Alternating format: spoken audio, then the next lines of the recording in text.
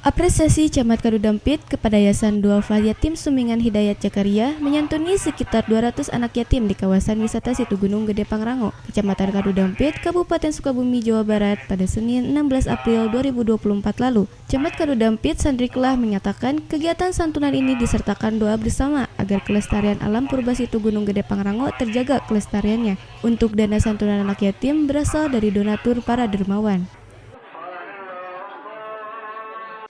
Hari ini alhamdulillah dari Yayasan Jakaria dapat melaksanakan santunan anak yatim dan juga doa bersama untuk lingkungan di sini agar selalu terjaga dan lestari.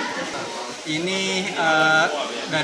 dihimpun oleh Yayasan Jakaria dari donatur-donatur yang memberikan santunan untuk anak yatim.